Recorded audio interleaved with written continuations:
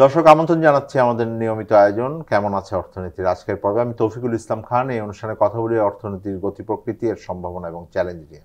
দর্শক, আজকে আমরা আলোচনা করব সরকারি বিনিয়োগের মান কিভাবে বাড়াবো। দর্শক, আপনারা জানেন যে সরকারি বিনিয়োগ পরিস্থিতি নিয়ে অনেক প্রশ্ন হয়েছে। এক্ষেত্রে আমাদের দুর্নীতি, অপচয়, বিভিন্ন ধরনের প্রশ্ন এটা আছে। সত্যিকারভাবে আমরা যেখানে অর্থ দরকার সেখানে আমরা অর্থ দেই কিনা সেই আলোচনাও যেমন আছে, আবার একই সাথে আছে যে প্রকল্প ব্যয় যেভাবে নির্ধারণ করা হচ্ছে সেটাও যথাযথ হয়েছে কিনা সেটা নিয়ে অনেক প্রশ্ন হয়েছে, এবং এর মাধ্যমে বিগত সরকারের সময় বিপুল পরিমাণ দুর্নীতি হয়েছে বলে অভিযোগ আছে এবং অনেক ক্ষেত্রে প্রমাণও আছে। আমরা যখন অর্থনীতির শ্বেতপত্র করেছিলাম অনেকেই বলেছেন যে 25% থেকে 40% পর্যন্ত কোনো কোনো প্রকল্পে অর্থের সঠিক ব্যবহার হয়নি, এখানে দুর্নীতি রয়েছে। আজকে আমরা এই বিষয়টাতেই আলোচনা করব। আমার সাথে আলোচনা করবার জন্য দুজন সাংবাদিককে আমরা ডেকেছি। আমার সাথে আছেন আরিফুর রহমান, তিনি প্রথম আলোতে সাংবাদিকতা করেন, এবং আমার সাথে আছেন এমআর মাশফি, তিনি সাংবাদিকতা করেন কালের কণ্ঠ পত্রিকাতে। আপনারা দুজনেই এই অনুষ্ঠানে এসেছেন, আমি অত্যন্ত কৃতজ্ঞতা জানিয়ে আমার অনুষ্ঠান শুরু করছি। মারফি, আপনার সাথে আলোচনা শুরু করি। হ্যাঁ, মানে যেই পরিস্থিতি এখন আছে সরকারি বিনিয়োগের, এইটা আমরা মোটামুটি জানি যে যেই প্রকল্পগুলো চলমান ছিল সেগুলোতেই মনোযোগ রাখার কথা সরকার বলেছেন। খুব বেশি অনেক প্রকল্প নতুন করে নেওয়া হয়েছে তা না, বিশেষ করে যে বড় বড় প্রকল্প নেওয়া হচ্ছিল সেইগুলোর ব্যাপারে এক ধরনের আমি বলবো যে এক ধরনের মানে সেগুলোকে অ্যাভয়েড করারই একটা চেষ্টা অন্তর্বর্তীকালীন সরকার গত এক বছরে করেছেন। কিন্তু এখন একটা বড় সংকট আমি যেটা দেখি সেটা হলো যে সরকারের যথেষ্ট পরিমাণ অর্থও নাই যে অনেক সরকারি বিনিয়োগ করার মতন উদ্বৃত্ত অর্থ তেমন একটা নেই। নতুন করে বড় আকারে ঋণ নিয়ে যাওয়ার মতো পরিস্থিতি নাই, কারণ তারা অনেক অর্থায়ন করতে পারবেন না। আসলে আইএমএফ এর আমরা একটা ঋণের ভেতরেও আছি, সেখানে আমরা অর্থনীতির ভিতরে স্থিতিশীলতা আনতে চাচ্ছি, সেই ব্যাপারগুলো আছে। ফলে বড় প্রশ্নটা যেটা আছে সেটা হলো যে এখন মান বাড়ানোটা গুরুত্বপূর্ণ। যতটুকুই অর্থ বিনিয়োগ করব এটা যেন সঠিকভাবে হয়। তো সেই জায়গায় সবচেয়ে বড় যেটা আছে সেটা হলো চলমান প্রকল্পগুলো, এবং চলমান প্রকল্পগুলোর ব্যয় করার ক্ষেত্রে, ব্যয় নির্ধারণের ক্ষেত্রে আমরা আসলে কি ধরনের সমস্যা দেখি, যেগুলোকে আমরা যদি ঠিকঠাক করি তাহলে আমাদের যেটুকু অর্থই আমরা দিতে পারছি এটার মান বাড়বে। মানে কোন ধরনের সমস্যাগুলো আপনারা নিয়মিত ভিত্তিতে রিপোর্ট করেছেন? আমাদের দেখেছি যে আগে যেই ধরনের প্রবণতা প্রকল্পগুলোতে ছিল এখনো সেগুলো বর্তমান প্রকল্পগুলোতেও রয়ে যাচ্ছে। বিশেষ করে আমরা দেখতে পাচ্ছি যে কিছু আমরা লাস্ট স্থানীয় সরকারের কিছু প্রজেক্ট যেখানে দেখতে পেলাম, সেখানে হচ্ছে যে একই পরিমাণ আগে যে হারে অধিক আকারে প্রকল্পের ব্যয় বাড়িয়ে ধরা হতো, এখানেও দেখা যাচ্ছে একই ক্ষেত্রে প্রকল্পের ব্যয় বেশি করেই আবারও দেশে অনুমোদন নিয়ে যাওয়ার একটা চেষ্টা চলছে। আগে যেভাবে একটা খাতে বেশি ব্যয় ধরা হতো ওই একই পদ্ধতিটাই এখনো বাস্তবায়ন হচ্ছে। আপনি বলছেন যে প্রক্রিয়ার ভিতরে খুব বড় পরিবর্তন তাহলে আসে নাই, কিন্তু প্রকল্প নেয়ার সংখ্যা তো কমেছে। প্রকল্প নেয়ার সংখ্যা কমে আসছে। আরিফুর রহমান, আপনি কি একমত হবেন কিনা, মানে যেই প্রকল্পগুলো মানে চলমান ভাবে আছে, আমি নতুন প্রকল্পে যদি পরেও যাই, চলমানগুলো আছে, সেই চলমান প্রকল্পগুলোর ব্যয় করার ক্ষেত্রে তো কিছু কিছু জায়গায় সরকারের পক্ষ থেকে বলেছেন যে তারা সংযত আচরণ করছেন, যথেষ্ট পরিমাণ হয়তো এখনো বরাদ্দ অনেক বেশি করে দিচ্ছেন তা না, এটাতে টাকা সাশ্রয় করা হয়েছে, সেভ করা হয়েছে, এই ধরনের ক্লেইমও এসছে কোনো কোনো মন্ত্রণালয় থেকে যে হাজার হাজার কোটি টাকার হিসাব দেওয়া হয়েছে। কিন্তু আপনাদের কাছে কোনো পরিষ্কার তথ্য উপাত্ত আছে কিনা? আমার কাছে পরিষ্কার তথ্য আছে। সেটি হলো অন্তর্বর্তী সরকার দায়িত্ব নিয়েছে গত বছর 8ই আগস্ট। আমরা হলো যেটা দেখতে পাচ্ছি, দায়িত্ব নেওয়ার পর সরকার প্রথম একনেক বৈঠক করেছিল সেপ্টেম্বর মাসে, এবং সবশেষ একনেক বৈঠক করেছিল যেখানে যে একনেক বৈঠকে মূলত প্রজেক্ট পাস হয় 21শে অক্টোবর। আমরা এক বছরের একটা যে প্রজেক্টগুলো পাস হয়েছে সেগুলো আমরা আমাদের মতো করে বিশ্লেষণ করেছি। করে যেটা আমরা পেয়েছি সেখানে আমরা দেখেছি যে 92টি প্রজেক্ট একেবারে নতুন, এই সরকার তার মতো করে নিয়েছে। এগুলো এই সরকার আমলে অনুমোদন পাওয়া নতুন। আর এর বাইরে আগের সরকারের আমলে প্রজেক্ট সেটা ছিল 72টি। তো সব মিলিয়ে 166টি প্রজেক্ট গত 1 বছরে পাস হয়েছে। এর মধ্যে 92টি নতুন আর বাকিটা হচ্ছে পুরনো প্রজেক্ট, মানে পুরনো প্রজেক্টকে সংশোধিত আকারে জাস্ট মেয়াদ বাড়ানো হয়েছে। এর বাইরে উপদেষ্টা, পরিকল্পনা উপদেষ্টা তার ক্ষমতা বলে 300-র মতো প্রজেক্ট যেগুলো মেয়াদ বাড়িয়েছেন, টাকা না, শুধু মেয়াদ বাড়িয়েছেন। এই তথ্যগুলো এই জন্যই দিচ্ছি যে এটা মোটামুটি পরিষ্কার যে আমরা আওয়ামী লীগ সরকারের সময়ের সঙ্গে এই সরকারের 1 বছরের তুলনা করে দেখিয়েছি যে আওয়ামী লীগ সরকারের 1 বছরে 23-24 অর্থ বছরে গড়ে প্রজেক্ট পাস হয়েছিল 230 থেকে 250, সেখানে অন্তর্বর্তী সরকারের 1 বছরের প্রজেক্ট পাস হয়েছে 92। এই যে পার্থক্যটা, সরকারের যুক্তি হচ্ছে যে আমরা আগের মতো এরকম ঢালাও প্রজেক্ট আমরা পাস করব না।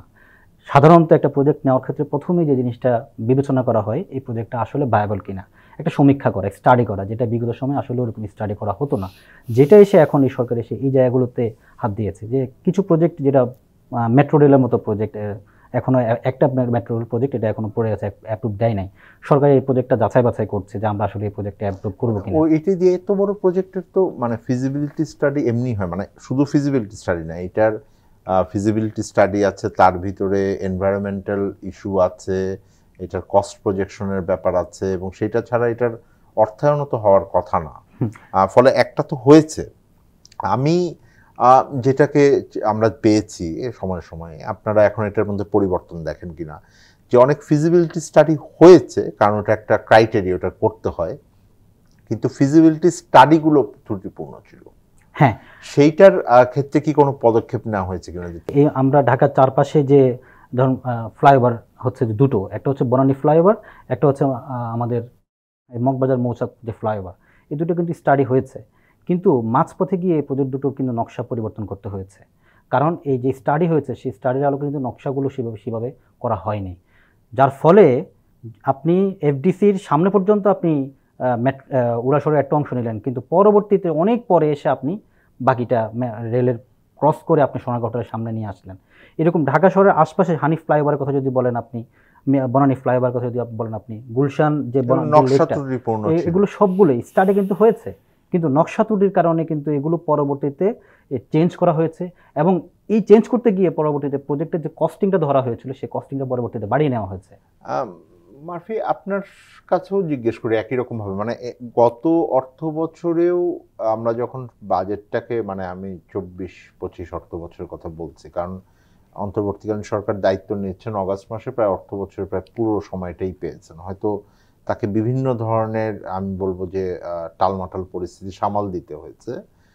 সরকারি প্রকল্পের ক্ষেত্রে একটা বড় অভিযোগ বা অবজারভেশন ছিল হলো যে অনেকগুলো প্রকল্পই তো তখন পেতেন হলো যে সরকারি দলের অনুসারীরা, তারা বিভিন্ন ধরনের আবার অভিযোগের ভিত্তিতে বিভিন্ন ধরনের কর্মকাণ্ডে লিপ্ত ছিলেন, এইটাও আছে। ফলে কেউ কেউ পালিয়েও গেছেন। আমি শুনেছি যে মানে যারা কন্ট্রাক্টর থাকেন সেই কন্ট্রাক্টরদেরকে পাওয়াও তো খুবই কঠিন হয়েছে। সেই পরিস্থিতিটার এখন 1 বছর পরে এসে আপনারা কি মানে উন্নতি দেখেন কিনা, যে সেই কন্ট্রাক্টরদেরকে পাওয়া বা সেই প্রজেক্টগুলোকে ভিন্ন কোনোভাবে আর চালু রাখা, এই ধরনের জায়গাগুলোর ব্যাপারে কি কোনো স্পষ্ট পরিস্থিতি দেখতে পান কিনা? হ্যাঁ, আসলে আগের থেকে অনেকটাই পরিবর্তন এসেছে, যেটা 5 আগস্টের পরে অনেক ঠিকাদারি দেশ থেকে পাঠিয়েছিল। আইএমডি এরকম মূল্যায়ন করেছিল প্রায় 150 থেকে 200 ঠিকাদার পালিয়ে গিয়েছে, সেটা একটা হিসাবও নিয়ে আসছিল। কিন্তু তার পরবর্তীতে দেখেছে অনেক ঠিকাদারি ফিরে আসছে, অনেকগুলো রিটেন্ডার হয়েছে, ঠিকাদারের ব্যক্তি পরিবর্তন হয়েছে, নতুন করে রিটেন্ডার করা হয়েছে।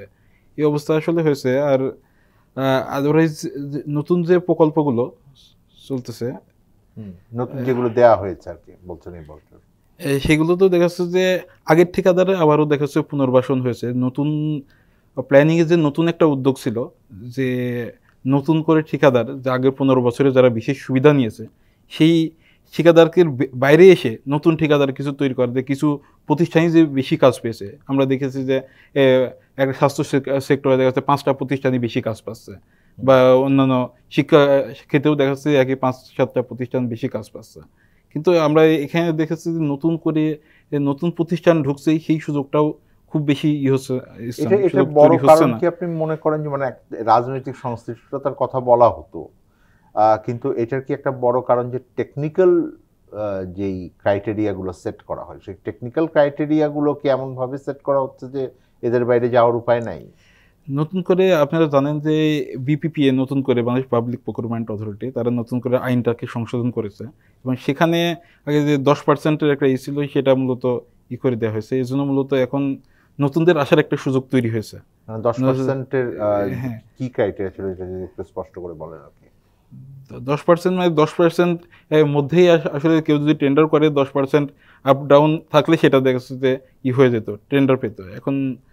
এখন এটাকেই করা হয়েছে আর কি। এখন এটাকে নিয়ে আসা হচ্ছে যারা আরো বেশি সংখ্যক করতে পারেন। এবং সেইটার ফলে আপনি মানে আপনার মনে হয় যে এখন আরো একটু মানে এটাতে প্রতিযোগিতা বাড়বে এবং নতুন মুখদের আসার সম্ভাবনা তৈরি হবে। যদিও আগে যারা টেন্ডারে অংশগ্রহণ বেশি করেছে, আগে সরকারের সময় যারা বেশি প্রজেক্ট পেয়েছে তাদের অভিজ্ঞতা সেটা বেশি ছিল, যেহেতু নতুনদের এই সুযোগটা অনেকটা কম। এইটাকেও মনে হয় শিথিল করার একটা সুযোগ এখানে থাকছে আর কি।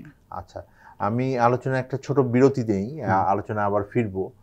দর্শক, আমরা আলোচনা করছিলাম যে সরকারি বিনিয়োগ প্রকল্পগুলোর মান আমরা কিভাবে বাড়াতে পারি, সেই আলোচনায় ফিরবো। একটা ছোট বিরতিতে যাচ্ছি, বিরতির পর আমরা আবার আলোচনায় ফিরছি। আপনারা আমাদের সাথে থাকবেন।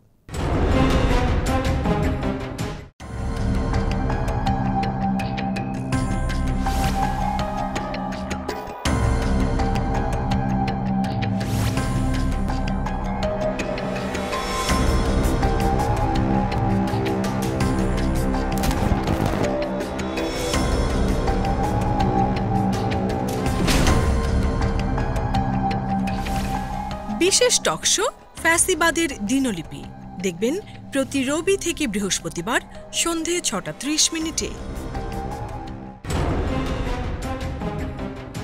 আরিফুর রহমান, বিরতির আগে যেই বিষয়গুলো আলোচনা হচ্ছিল যে অন্তর্বর্তীকালীন সরকার আসার পরে যে বিভিন্ন পদক্ষেপগুলো নেওয়া হয়েছে সেগুলো বিষয়ে আলোচনা করছেন। একটা বড় অবজারভেশন আমাদের ছিল, সেটা হলো যে যখন আপনি বলছিলেন যে বেশ কত মোট প্রায় 300-র মতো প্রকল্প মেয়াদ বাড়ানো হয়েছে, পরিকল্পনা উপদেষ্টা বাড়িয়েছেন, এবং একই সাথে আমাদের অনেকগুলো প্রকল্প আছে যেগুলোর আবার সংশোধন করে এটাকে বাড়ানো হয়েছে। আমাদের একটা বড় অবজারভেশন ছিল যারা আমরা অর্থনীতি নিয়ে কাজ করে শ্বেতপত্রের সাথে যখন করেছি, সেটা হলো যে সংশোধন করার সময় ওই প্রকল্পগুলোর ফিজিবিলিটি বা আমরা যেটা টেকনিক্যাল টার্মে বলি যে ওইটার কস্ট বেনিফিট যে রেশিওটা, ওইটাকে পুনর্বিবেচনা করার সুযোগ আছে কিনা সেটাকে দেখা এবং সেটা করা কোনো কোনো ক্ষেত্রে, কারণ অনেক জায়গাতে তো খরচ আবার বাড়িয়ে দেওয়া হতো। এই অন্তর্বর্তীকালীন সরকারের সময় বেশ কিছু প্রকল্পে কিন্তু খরচ বাড়ানো হয়েছে। তো সেই দিক থেকে ওই প্র্যাকটিসটা আপনারা দেখেন কিনা যে মানে এবার করা হয়েছে বা করা হয় নাই, এই ব্যাপারে কোনো আপনাদের জানা আছে কিনা? হ্যাঁ, কিছু পদক্ষেপ তো এটা দৃশ্যমান, এটা দেখা যায়। যেমন হলো যে আপনার হাওরের অবকাঠামো উন্নয়নের একটা প্রজেক্ট নেওয়া হয়েছিল, সেটা আমার সহকর্মী এটা নিয়ে একটা নিউজও করেছে যে সরকার মনে করছে যে এই মুহূর্তে আমার এই প্রজেক্টটা হাওরের ক্ষতি করে আমরা এই মুহূর্তে কোনো প্রজেক্ট নেব না, মানে এটা বাতিল করা হয়েছে, তারা ফেরত পাঠিয়েছে সরাসরি, মানে এটা একনিকে উঠেছে, কিন্তু সরকার মনে করছে যে সরকার এটা তো নতুন প্রকল্পের ক্ষেত্রে বলছেন, যে প্রকল্প চলমান আছে, হ্যাঁ, সেই চলমান প্রকল্প সংশোধন করার ক্ষেত্রে ওই কস্ট বেনিফিট অ্যানালাইসিস যেটা আছে বা ওইটার যেই ফিজিবিলিটি স্টাডি করা হয়েছে সেইটার ভ্যালিড থাকছে কিনা না থাকছে, হ্যাঁ, সেইটা কি কেউ বিচার করছে কিনা? সেটা আমার সঙ্গে মানে সপ্তাহখানেক আগে পরিকল্পনা উপদেষ্টার সঙ্গে আমার সঙ্গে এই বিষয় নিয়ে কথা হয়েছে।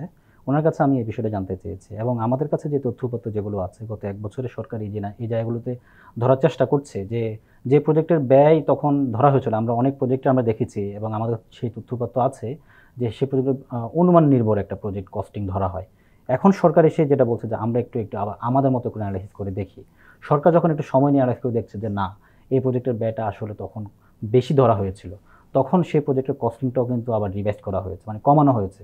সেই কমানো প্রজেক্টটা কিন্তু এই গত 1 বছর বেশ কিছু একনেকে সংশোধিত যেটা কমানোর প্রজেক্ট কিন্তু মানে সেই প্রজেক্ট পাস করেছে, মানে ব্যয়টা কমিয়ে প্রজেক্ট পাস হয়েছে, এমন উদাহরণও আছে।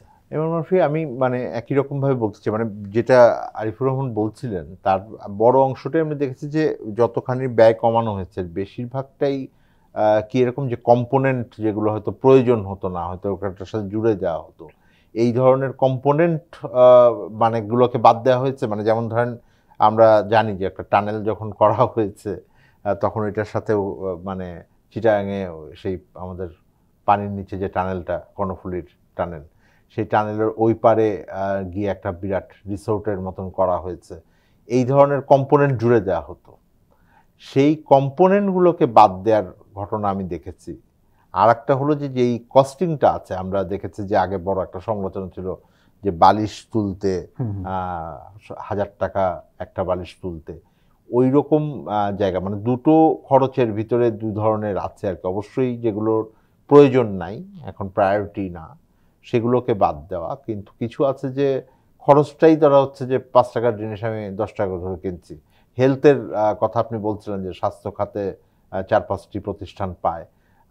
কোভিডের সময় আমরা দেখেছি যে কী ধরনের মানে বিরাট অঙ্কের অ্যামাউন্ট দিয়ে বিভিন্ন জিনিস কেনা হচ্ছে, যেটা আসলেই নাই আর কি, তাই না? আসলে বাস্তবতা এরকমই। আমরা লাস্ট সর্বশেষও একটা রিপোর্ট করেছি, সেখানে আমাদের সিপিটিউ এখন যেটা বিপিপিএ হয়েছে, সেই প্রতিষ্ঠানটা স্বাস্থ্যের কিছু প্রজেক্ট নিয়ে প্রায় 92টা টেন্ডার নিয়ে কাজ করেছে। সেখানে দেখা যাচ্ছে বেশিরভাগ টেন্ডারই একজন দরপত্র দিয়েছে, এবং সেই পেয়েছে। এরকমভাবে যে একটা প্রতিষ্ঠান দিবে একটা প্রতিষ্ঠান, এইগুলো আসলে হয় নাই, একটা প্রতিষ্ঠানই পেয়ে গেছে। মানে এটার বড় কারণ কি? কারণ এখন তো ইলেকট্রনিক প্রকিউরমেন্টের ভিতর টেন্ডার তো আগে যেমন দখল হয়ে যেত, অন্য কাউকে দিতে দেওয়া হতো না, এখন তো ইলেকট্রনিক করাই হলো যে ওইটার যার জন্য আসলে ওখানে ওই সিন্ডিকেটটাই আসলে পুরনো সিন্ডিকেটটাই এখনো কাজ করছে, যেটা লাস্ট যেটা দেখা যাচ্ছে যে নতুন করে ওই সিন্ডিকেটটাই এইভাবে কাজ করছে আর কি। মানে সরকারের পরিবর্তন হয়েছে কিন্তু সিন্ডিকেটের পরিবর্তন হয় নাই। সিন্ডিকেটের পরিবর্তন, ব্যক্তি হয়তো চেঞ্জ হয়েছে, হয়তো তিনি নাই কিন্তু তার জায়গায় আরেকজন আসছেন, কিন্তু ওই সিস্টেমটা ওরকমই রয়ে গেছে। আমরা যদি যে জিকে শামীমের উদাহরণটা এখানে টানি, জিকে শামীম এককভাবে 17টা প্রজেক্টের কাজ পেয়েছেন, যৌথভাবে উনি 42 থেকে 48টা প্রজেক্টের কাজ পেয়েছেন। এই যে তার কাজ পাওয়ার যে গল্পটা, এটা কিন্তু ওই আমাদের আগের যে রুলস যেটা এখন রিভাইজড হয়েছে, সেখানেই কিন্তু তার অভিজ্ঞতা যখন দেখা হয়, তার কাজের ভলিউমটা, তার টার্নওভারটা এত বেশি থাকে, আসলে তার সঙ্গে কম্পিট করার মতো আসলে কেউ থাকে না। এই যে এককভাবে একজন ঠিকাদার প্রতিষ্ঠান দিনের পর দিন কাজ পেয়ে গেছে, জিকে শামীমের একটা জায়গায়, বা স্বাস্থ্যখাতে মিঠুর মতো একজন ব্যক্তি যেভাবে দিনের পর দিন কাজ পেয়ে গেছে, সেই জায়গাটাই সরকার ধরার চেষ্টা করছে। আপনি আমাকে একটা জিনিস জানতে চাইছেন যে হ্যাঁ প্রজেক্টের ব্যয় কমেছে, কিন্তু কিছু কিছু জায়গায় আমরা এটাও দেখতে পেয়েছি গত 1 বছরে কোনো মন্ত্রণালয়ের প্রজেক্টের ব্যয় বাড়ানো হয়েছে, এবং সে খুবই বোঝা যাচ্ছে যে সেই প্রজেক্টের ব্যয় কিন্তু বাড়িয়েছে। সেটা সরকার এখানে খুব একটা ইন্টারফেয়ার করতে পারে নাই বা করে নাই। মানে এইটা কি যেই উদাহরণটা দিলেন স্বাস্থ্য খাতের, এইটাকে কিন্তু আমরা খুবই মানে নিয়মিত ভিত্তিতে শুনতাম যে বিচ্ছিন্ন ঘটনা। এটা কি স্বাস্থ্য খাতের বিচ্ছিন্ন ঘটনা, নাকি এই ধরনের পরিস্থিতি অন্যান্য মন্ত্রণালয় বা অন্যান্য জায়গাতেও আছে? এই ঘটনাগুলো আসলে সব ক্ষেত্রে চলছে। সবচেয়ে বেশি যেটা বলা যায় যে আমাদের গণপূর্তে এই হারটা অনেক বেশি দেখেছি আমরা। লাস্ট বিপিপিএর আর একটা হিসাব তারা বের করেছে যে প্রায় 450 টেন্ডার দেখা যাচ্ছে যে 1 ঘন্টার মধ্যে টেন্ডার শেষ করেছে। যে টেন্ডারটা দেখা যাচ্ছে যে 24 দিন বা 21 দিনে শেষ করার কথা, সেটা দেখা যাচ্ছে 1 ঘন্টা বা 24 ঘন্টার মধ্যে রাখা হয়েছিল, 1 ঘন্টা খোলা রাখা হয়েছিল। তার মধ্যে দেখা যাচ্ছে টেন্ডারটা শেষ করা হয়েছে। এতে দেখা গেছে যে সংশ্লিষ্ট একটা প্রতিষ্ঠানে কাজ পেয়ে গেছে। আমরা আবার একটা ছোট বিরতিতে যাই। দর্শক, একটা ছোট বিরতিতে যাচ্ছি। আমরা আলোচনা করছিলাম সরকারি বিনিয়োগ যে প্রকল্পগুলো আছে সেখানে আমরা মান কিভাবে বাড়াবো। আমাদের সাথে থাকবেন, বিরতির পর আবার ফিরছি। ডেঙ্গু থেকে সাবধান। ডেঙ্গুর লক্ষণসমূহ: তীব্র জ্বর এবং মাথা ব্যথা, চোখে ব্যথা হওয়া বা আলোর দিকে তাকাতে সমস্যা হওয়া, মাংসপেশি এবং হাড়ের সংযোগস্থলে প্রচণ্ড ব্যথা হওয়া, শরীরের চামড়ায় লালচে ছোপ বা র্যাশ ওঠা, বমি ভাব বা বমি হওয়া এবং খাওয়ায় অরুচি হওয়া। ডেঙ্গু প্রতিরোধে করণীয়: মশা তাড়ানো ঔষধ বা স্প্রে ব্যবহার করুন। মশার কামড় থেকে দূরে থাকতে দিনের যে কোনো সময়ই ফুলহাতা জামা বা প্যান্ট পরিধান করুন। দিনে বা রাতে যে কোনো সময় ঘুমাতে গেলে মশারি ব্যবহার করুন। ফুলের টবে বা অন্য কোনো স্থানে বদ্ধ পানি থাকলে তা পরিষ্কার করুন। ঘরের আনাচে কানাচে অন্ধকারাচ্ছন্ন জায়গায় মশার ঔষধ বা স্প্রে ব্যবহার করুন। ডেঙ্গু প্রতিকারে করণীয়: ডেঙ্গু আক্রান্ত ব্যক্তিকে অবশ্যই মশারির ভেতরে রাখুন। অতি দ্রুত আক্রান্ত ব্যক্তিকে নিকটস্থ হাসপাতালে নিয়ে যান বা ডাক্তারের পরামর্শ নিন। জ্বরে প্যারাসিটামল ব্যতীত অন্য ব্যথানাশক ঔষধ খাওয়া থেকে বিরত থাকুন। রোগীকে বেশি তরল খাবার খাওয়ান। বিশ্রাম নিন এবং রক্তচাপ কমে যাচ্ছে কিনা তা নিয়মিত পরীক্ষা করুন। আপনার বাসা এবং আশেপাশে জমে থাকা পরিষ্কার পানিতে বংশবিস্তার করে এডিস মশা। তাই বাসার ভেতর ও আশেপাশে পানি জমার স্থান চিহ্নিত করে 2-3 দিন পর পর পরিষ্কার করুন। সচেতন হন, সুস্থ থাকুন।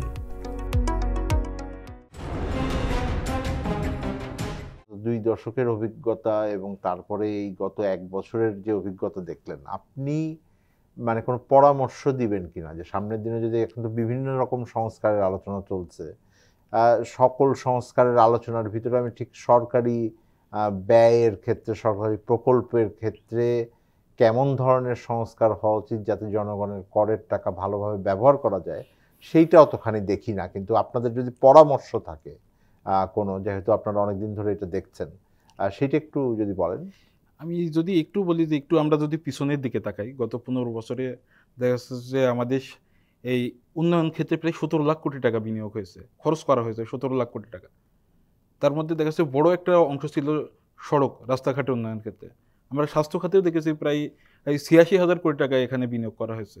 শিক্ষা খাতে প্রায় 1.5 লাখ কোটি টাকা বিনিয়োগ করা হয়েছে, কিন্তু আমরা তাদের কাছে ইফেক্টিভ কোনো কাজ দেখে নাই। আমাদের দেখেছে হসপিটাল, আমরা লাস্ট আমরা একটা হিসাব দেখলাম যে কুষ্টিয়া মেডিকেল, সেই কুষ্টিয়া মেডিকেল 2023 সালের অক্টোবরে উদ্বোধন করা হয়েছে, কিন্তু দেখা যাচ্ছে এখনও সেখানে কোনো জনবল দেওয়া হয় নাই, এই শুধু আউটডোর চলছে। এখন তাদের কথা হচ্ছে যে আমরা জনবলের প্রস্তাব দিয়েছি, কিন্তু এখনো দেখা যাচ্ছে যে অর্থ মন্ত্রণালয় বা সচিবালয় এই চিঠিটা ঘুরতেছে, কিন্তু আমরা জনবল এখনো তার মানে পাচ্ছি না। প্রকল্প যখন নেওয়া হয়েছে, তখন সেই প্রকল্প যখন শেষ হবে, এইটার সাথে যে মানে জনবল নিয়োগটা রাজস্ব ব্যয়ের বিষয়, তো অর্থ মন্ত্রণালয় তো প্রকল্পের জন্য অর্থ বরাদ্দ দিয়েছেন, কিন্তু এইটা প্রকল্পটা করলে যেই রাজস্ব ব্যয় হবে সেইটার মানে প্রজেকশন বা অনুমোদন তাদের ছিল না। অনুমোদন ছিল না। আচ্ছা, তাও সুতরাং সেইটা একটা আপনি বলছেন যে এইটা একটা করতে হবে, এছাড়া আর কিছু আছে কিনা? আসলে আমাদের বর্তমান যেটা হচ্ছে যে, আগেও যেটা হয়েছে যে আমাদের ভবন নির্মাণ বা অবকাঠামো নির্মাণ কেন্দ্রিক আমাদের গুরুত্বটা বেশি ছিল, আমরা সেই জায়গা থেকে এখনো বেরিয়ে আসতে পারি নাই। কিন্তু আসলে এই ভবন নির্মাণ করছি, অবকাঠামো নির্মাণ করছি, কিন্তু এটা কিভাবে পরিচালনা হবে সেই দিকে আমাদের লক্ষ্য কখনো ছিল না। এখনো আমরা ওই জায়গায় নাই আসলে, যে এটা কিভাবে পরিচালনা হবে। আমরা সারা দেশে লাস্ট একটা দেখেছি যে এই সারা দেশে স্টেডিয়াম, প্রায় 202টা স্টেডিয়াম নির্মাণের একটা প্রজেক্ট অনুমোদন হয়েছে, কিন্তু এই 202টা স্টেডিয়াম উপজেলা পর্যায়ে, এই স্টেডিয়ামগুলো কে সংরক্ষণ করবে, কে দেখাশোনা করবে, তার কোনো নির্দেশনা এই প্রজেক্টে নেই। আপনার কাছে একই প্রশ্ন আর কি, দীর্ঘদিন ধরে তো দেখছেন বিভিন্ন সরকারি প্রকল্পের বিষয়ে রিপোর্টিং করছেন, অনেকগুলো জায়গায় অনিয়মের বিষয়ে রিপোর্টিং করেছেন আপনি। গত সরকারের সময় তো একটা দীর্ঘ সময় এই কাজই করেছেন। তো সেইখান থেকে যদি শিক্ষা নিয়ে আপনার যদি কোনো পরামর্শ থাকে, সেইটা আপনি। দেশ স্বাধীন হওয়ার পর অল্প কদিনের মধ্যে 31 জানুয়ারি 1972 প্ল্যানিং কমিশনটা গঠন করা হয়েছিল। এই প্ল্যানিং কমিশন গঠন করার উদ্দেশ্যটা ছিল এই উন্নয়নটা যাতে সুষম হয়। কিন্তু আমাদের সিপিডির তরফ থেকে বিভিন্ন সময়ে গবেষণা হয়েছে, আমাদের এই উন্নয়নটা আসলে সুষম হয় না, এই বৈষম্যমূলক এই উন্নয়নটা হয়। প্ল্যানিং কমিশনের যে কাজটা, এখানে আগে প্রতিমন্ত্রী পদমর্যাদায় মেম্বার সদস্য ছিলেন। প্ল্যানিং কমিশনকে একসময় খুবই উচ্চ মর্যাদা সম্পন্ন একটা কমিশন হিসেবে ধরা হতো, কিন্তু সেই প্ল্যানিং কমিশন আর সেই প্ল্যানিং কমিশনের জায়গাটা নেই। এখন প্ল্যানিং কমিশন প্রজেক্ট অ্যাপ্রুভ করে, কিন্তু প্ল্যানিং কমিশন সরকারের পলিসি ঠিক করবে। প্ল্যানিং কমিশনকে গঠন করা হয়েছিল মূলত পলিসি ঠিক করার জন্য। একটা অঞ্চলে প্রজেক্ট যাচ্ছে না, আপনার থামাতে হবে এই জায়গাটায়। প্রজেক্ট দ্বৈতকরণ হচ্ছে, সেই জায়গায় আপনাকে থামাতে হবে। এই কাজগুলো হচ্ছে প্ল্যানিং কমিশনের। আমার 66 জেলায় আমার সমভাবে ডিস্ট্রিবিউশন বিতরণটা করতে হবে, সেই জায়গাটায় এটা নিশ্চিত করতে হবে। প্রজেক্ট মনিটরিং করার জন্য আইএমডি নামে একটা প্রতিষ্ঠান গঠন করা হয়েছিল, সেই আইএমডি তার কাজটা করছে না। আইএমডিকে তার কাজটা করতে হবে, এবং আইএমডি যখন মাঠ পর্যায়ে থেকে কোনো অনিয়মের চিত্র তুলে এনে সেটা সংশ্লিষ্ট মন্ত্রণালয়ে জমা দেয়, সেটাও জমার মধ্যেই সীমাবদ্ধ থাকে। আইএমইডি তো দীর্ঘদিন ধরে মানে যথেষ্ট পরিমাণ অডিটও করতে পারেন না, এবং অডিট ফার্ম বা যেগুলো আমরা বলি যে মনিটরিং ইভ্যালুয়েশন করার জন্য যে ফার্মগুলো, এগুলোর মান নিয়েও অনেক প্রশ্ন আছে, যে এগুলো এমনভাবে দেওয়া হয়, এমন সংখ্যক ফার্মকে দেওয়া হয় যারা আসলে সত্যিকার অর্থে একটা মানে সঠিক চিত্র দিবেন না, এটা জেনেই তাদেরকে দেওয়া হচ্ছে। যে আপনি ঠিকই মানে বলেছেন, আমরা এগুলো নিয়ে কাজ করেছি। এখানে গত 15 বছর ধরে যারা কাজ পেয়েছে, এই আউটসোর্সিং এর মাধ্যমে যারা কাজ পেয়েছে, এরা ঘুরে ফিরে কোনো না কোনো কারো না কারো পছন্দের ব্যক্তি, কারো না কারো পছন্দের প্রতিষ্ঠানে মূলত এখানে কাজ পেয়েছে, এবং কাজ পাওয়ার ক্ষেত্রে তারা যে টাকাটা দিতে হয়েছে, কমিশন দিতে হয়েছে, যার ফলশ্রুতিতে তাদের কাজের মানের উপরে সেই প্রভাবটা পড়েছে। ফলে এবং মানে যেরকম ভাবে বলেছে ওইভাবে দিয়েছে, ওভাবে দিয়েছেন যে এমন কোনো রিপোর্ট দেওয়া যাবে না যাতে কোনো সরকারি মিনিস্ট্রি বা মন্ত্রণালয় যাতে সেখানে প্রশ্নবিদ্ধ না হয় এবং তারা কোনো বিব্রতকর অবস্থার মধ্যে পড়তে না হয়। দীর্ঘদিন ধরে আপনাদের দুজনের রিপোর্টই আমি দেখি, আপনারা তো বড় যেই দুর্নীতির জায়গাগুলোকে যখন এনেছেন বা অনিয়মের জায়গাকে তুলে এনেছেন, বা আরও যদি আমি এইভাবে বলি যে অসামঞ্জস্যতার কথা আপনারা বলেছেন, তখন একটা বড় সোর্স আপনাদের থাকে হলো ডিপিপি, যেটা হলো আমরা দর্শকের জন্য বলছি যে ডিটেইলড প্রজেক্ট প্রফর্মা, যেটা তৈরি করা হয়, মানে প্রজেক্ট ডকুমেন্ট। তো উন্নয়ন প্রকল্পর জন্য যে প্রস্তাবনা বা যে প্রকল্প ডকুমেন্ট যেটা তৈরি করা হয়, সেইটার থেকেই আপনারা মূলত আনেন। কিন্তু এই মানে ডকুমেন্টটা তো একটা খুবই গোপনীয় একটা ডকুমেন্ট হিসেবে সরকারে থাকে, আর এটা খুব একটা দিতে চান না। মানে আপনারা, আমাদের পক্ষ থেকে একটা প্রস্তাব ছিল যে এটাকে মানে জনগণের জন্য উন্মুক্ত করা, বাংলাদেশের জনগণ যেন অন্তত পায় এটাকে, এবং আরটিআই করলে পুরো ডকুমেন্টটি আমাকে বাংলাদেশের জনগণ হিসেবে আমার পাওয়ার অধিকার আছে, অথবা এটাকে আপনি ওয়েবসাইটে দিয়ে দিতে পারেন, আমরা যেটাকে বলি প্রোঅ্যাক্টিভ ডিসক্লোজার। এইটার ব্যাপারে এখন পর্যন্ত কোনো মানে পদক্ষেপের কথা শুনেছেন কিনা, বা আপনাদের পক্ষ থেকে এই অন্তর্বর্তীকালীন সরকারকে বলা? আমরা আমাদের আমি যখন রিপোর্টিং শুরু করি তখন থেকে কিন্তু এই কথা শুনে আসছি, এবং বিভিন্ন সময় বিগত সরকারের সময় কিন্তু এই আলোচনাগুলো হয়েছে যে আপনারা এই ডিপিপিটা ওয়েবসাইটে দিয়ে দেন, মানুষ তার মতামত দিক, এবং প্রজেক্টটা আসলে নেওয়াটা ঠিক হচ্ছে কিনা মানুষের মতামত নেওয়া, মতামত নিয়ে সেখান থেকে একটা রিয়াকশন পাওয়া। কিন্তু এই জিনিসটা আসলে কখনোই হয়ে ওঠে না, এবং এই জিনিসটা আমার মতে আসলে সরকারের ওই ধরনের যদি কোনো ধরনের শক্তিশালী কোনো ইয়ে না থাকে, তাহলে আসলে কোনো সরকারি কর্মকর্তা এটা ওয়েবসাইটে দেবে না। ওই কমিটমেন্টটা একটা রাজনৈতিক দলে থাকতে হবে যে না, আমরা প্রজেক্টটা ওয়েবসাইটে দেব। কারণ দেওয়া হচ্ছে না, মূল কারণটা হচ্ছে যে এই ডিপিপিতে এমন কিছু অসঙ্গতি থাকে, এমন কিছু ফাঁকফোকর থাকে, যেটা আমরা ডিপিপিটার ওয়েবসাইটে থাকলে এটা ধরতে পারি, যেটা আমরা এখন নানা আমাদের সোর্সের মাধ্যমে ডিপিপিটা পাই। ওর ওয়েবসাইট থাকলে স্পষ্ট প্রতীয়মান হয় যে আসলে এই প্রজেক্টের অনিয়মটা কোন কোন জায়গায় হচ্ছে। আপনারা যে মানে এই ধরনের তথ্য উপাত্ত পাওয়ার ক্ষেত্রে, কারণ আমি যেটা দেখি যে মানে মিডিয়া একটা বড় রোল প্লে করেছে, যে বিভিন্ন ধরনের অনিয়মকে তুলে আনা। অনেক ক্ষেত্রে আপনাদের হয়তো সোর্সরা আপনাদেরকে আগের থেকেই হয়তো বলে যে এই ধরনের জায়গায় আপনারা দেখেন, ভালো করে রিপোর্টিং করতে পারবেন, কিছু একটা অসুবিধা আছে। তো কিন্তু মানে তথ্য উপাত্ত পাওয়ার ক্ষেত্রে, ডকুমেন্ট পাওয়ার ক্ষেত্রে কি আগের চাইতে মানে ভালো অবস্থায় এসছেন, নাকি আপনারা চান যে কিছু প্রাতিষ্ঠানিক পদক্ষেপ নেওয়া হোক, যেটাতে সামনের দিনেও যেন মানে এটা থাকে? এই ধরনের কোনো প্রস্তাব আপনার আছে কিনা? আসলে এটা আমাদের চাওয়া যে এটা ভালো হবে, কিন্তু আসলে এটা আসলে ওই সংস্থা চাই কিনা, এটা হচ্ছে বড় বিষয়। আমাদের প্রস্তাবনা সবসময় থাকে যে আমরা উন্মুক্তভাবে এটা পাই, বা এটা সংস্থা অবশ্যই কখনো চায় না। কারণ আসলে এটা দেখা যাচ্ছে তার গোপন জিনিসগুলো এখানে সংরক্ষিত থাকে। এখানে একটা ব্রিজ নির্মাণ হচ্ছে, এটার কষ্ট কত, এটা জনগণের জানার অধিকার আছে, কিন্তু এটাও গোপন রাখা হচ্ছে। এবং মানে কোন ইটের জন্য কত দিচ্ছি, সিমেন্টের জন্য কত দিচ্ছি, দামটা কিভাবে নির্ধারণ হচ্ছে? আমি এখানে 10 টাকা খরচ করছি, 10 টাকা দেখা যাচ্ছে এই কাজটার দাম 10 টাকা আসলে কিনা, এটা জনগণ যাচাই করতে পারে, কিন্তু সেই সুযোগটা আসলে এখান থেকে আটকে রাখা হচ্ছে। মানে সর্বশেষ আর একটা প্রশ্ন, মানে অন্তর্বর্তীকালীন সরকার তো একটা নির্বাচনের ভিতর দিয়ে যাবে না, তো নির্বাচনের পরে একটি নির্বাচিত সরকার আসবে, একটা পার্লামেন্ট থাকবে। দীর্ঘদিন ধরে আমরা মানে বলেছি যে সংসদের একটা রোল থাকা উচিত অ্যাজ এ ওয়াচডগ। পৃথিবীর অন্যান্য দেশে হয়, তারা পাবলিক অ্যাকাউন্টস কমিটি শুধু না, প্রত্যেক মন্ত্রণালয়ের যে স্থায়ী কমিটি থাকে তাদের একটা ভূমিকা থাকা উচিত ওই মন্ত্রণালয়ের অন্তর্গত যেই প্রকল্পগুলো আছে সেটাকে বাস্তবায়নের ক্ষেত্রে। ওইখানে আপনারা কি ধরনের পরিবর্তন দেখতে চান, কোনো পরামর্শ আছে কিনা? এখানে পরিবর্তন চেয়ে বড় বিষয় হচ্ছে সদিচ্ছা। আসলে আমাদের আসলে সদিচ্ছা আছে কিনা দেখার, যে আমি এখানে একটা কাজ হচ্ছে এটা আসলে দেখতে চাই কিনা। যে একটা জায়গায় একটা ব্রিজ হচ্ছে, সেই ব্রিজটা দেখার দায়িত্ব হচ্ছে স্থানীয় এলজিএটের বা হচ্ছে সড়ক বিভাগে, কিন্তু সে আসলে দেখতে চায় কিনা তার সাথে ওখানে একটা যোগসাজশ হয়ে যাচ্ছে। আমরা দেখা যাচ্ছে যে একটা ব্রিজ হচ্ছে, ওখানে দেখা যাচ্ছে যে ঠিকাদার কাজ দিচ্ছে, সেটা দিচ্ছে স্থানীয় এলজিডির এক্সচেঞ্জে, সেই কাজটা করে দিচ্ছে। এখানে একটা যোগসাজশের মাধ্যমে যে ওই কাজটা কি মানের হচ্ছে এটা দেখার আগ্রহটা থাকছে না। এই রিপোর্টটাই তাই মনে করেন? সেটা তো অবশ্যই সদিচ্ছার তো অভাব আছেই। সংসদীয় স্থায়ী কমিটির সভাপতি যিনি হন, সাধারণত যেটা দেখা যায় যে আগের টার্মে যিনি মন্ত্রী ছিলেন তাকে সংসদীয় স্থায়ী কমিটির সভাপতি হিসেবে দেখানো হয় বা করা হয়। এটা করা হয়েছে এর আগে আমরা দেখেছি। এর ফলে যেটা হয় যে একজন সংসদীয় স্থায়ী কমিটির সভাপতি হিসেবে তাকে যে প্রশ্নগুলো তোলা উচিত ওই মিটিংয়ে, সেই প্রশ্নগুলো আসলে তোলেন না। একই সঙ্গে রানিং যিনি মন্ত্রী থাকেন তিনিও আসলে তার জায়গা থেকে ওইগুলো করেন, এবং ওই কমিটির মেম্বার যারা থাকেন এখানে প্রত্যেকে যার যার জায়গা থেকে সুবিধাটা আদায় করেন এই মিনিস্ট্রি থেকে, যার ফলে এই সংসদীয় স্থায়ী কমিটির যে মিটিংটা যে কার্যকরী ফাংশনাল হওয়া সেটা আসলে হয়ে ওঠে না। আপনাদের দুজনকেই ধন্যবাদ জানিয়ে শেষ করি।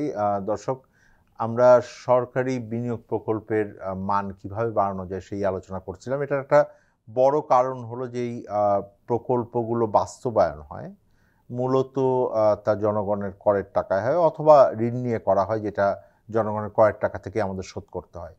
সুতরাং সেটার সঠিক ব্যবহার, সেটার মানটা যেন একেবারে যথেষ্ট ভালো হয়, যেখান থেকে সুফলটা জনগণ পান, সেই বিষয়টা তো সবচেয়ে গুরুত্ব দিতে হবে। এইটাতে কোনো সন্দেহ থাকার কোনো কারণ নাই। কিন্তু আমরা দেখেছি যে দীর্ঘদিন ধরেই এই ধরনের প্রকল্পগুলো থেকে দুর্নীতির অভিযোগ আছে, অনিয়মের অভিযোগ আছে, এবং অনেক ক্ষেত্রে অপেশাদারভাবে এটাকে করার অভিযোগ আছে। সুতরাং সেই জায়গাটাতে একটা নতুন বাংলাদেশে বড় উন্নতি ঘটবে, সেই আশাটা আমরা করতেই পারি। আজকের আলোচনায় যেটা আসলো সেটা হলো যে এই ধরনের প্রকল্প মানে বাস্তবায়নের থেকে একদম প্রথম থেকেই যখন প্রকল্প প্রণয়ন করা হচ্ছে সেই সময় থেকে প্রকল্প শেষ পর্যন্ত পুরো যে সাইকেলটা আছে, এই সাইকেলেই আমাদের আসলে একটা যথেষ্ট সতর্ক অবস্থা নিতে হবে, এবং সেক্ষেত্রে সরকারি প্রতিষ্ঠানের যেমন ভূমিকা আছে একই সাথে আমাদের ভূমিকা রয়েছে যে আমাদের সংসদ যারা আছেন তারা যেন তাদের দায়িত্বগুলো সঠিকভাবে পালন করেন, এবং সবচেয়ে বড় কথা যে এক্ষেত্রে স্বচ্ছতা এবং জবাবদিহিতাটাকে সর্বাগ্রে সামনে রাখাটা আমাদের জন্য দরকার। দর্শক, আজকে আলোচনা শেষ করছি। আমাদের এই আলোচনায় আমরা আবার ফিরবো। এই অনুষ্ঠান থেকে আমরা জানতে চাইব কেমন আছে অর্থনীতি।